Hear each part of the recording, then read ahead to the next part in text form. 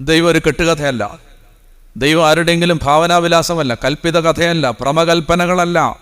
ആരോ ഏകാന്ത നേരങ്ങളിൽ എഴുതിയുണ്ടാക്കിയ അയാളുടെ വിഭ്രമങ്ങളിലും ഉന്മാദങ്ങളിലും രൂപപ്പെട്ട ഒരു കൽപ്പിത കഥയല്ല ദൈവം. ദൈവം സത്യമാണ്. ദൈവം ജീവിക്കുന്ന ദൈവമാണ്. പറഞ്ഞേ ഹല്ലേലൂയാ. ജീവിക്കുന്ന ദൈവമാണ് നമ്മുടെ ദൈവം. ജീവിക്കുന്ന ദൈവമാണ്. ബൈബിളിലെ ദൈവത്തിൻ്റെ പ്രത്യേകത ഉണ്ട്. ആ ദൈവം സംസാരിക്കുന്ന ദൈവമാണ്. ആ ദൈവം പ്രവർത്തിക്കുന്ന ദൈവമാണ്. ആ ദൈവം കൈ നീട്ടുന്ന ദൈവമാണ്. ആ ദൈവം തൊടുന്ന ദൈവമാണ്. ആ ദൈവം കണ്ണുനീര് തുടയ്ക്കുന്ന ദൈവമാണ്. ആ ദൈവം ജീവിതത്തിൻ്റെ സങ്കടങ്ങളിൽ ഇടപെടുന്ന ദൈവമാണ്. ആ ദൈവം കുടുംബത്തിൽ കയറി വരുന്ന ദൈവമാണ്. നിങ്ങൾക്കറിയാമോ, നിങ്ങൾക്ക് മറ്റെല്ലാ മതങ്ങളിലും ദൈവത്തെ കാണണമെങ്കിൽ ആരാധനാലയങ്ങളിൽ പോകണം. പക്ഷെ ക്രിസ്ത്യാനിക്കൊരു ദൈവമുണ്ട്. അവൻ നിങ്ങളുടെ അടുക്കളയിൽ കയറി വരും. പറഞ്ഞേ ഹല്ലേലൂയാ.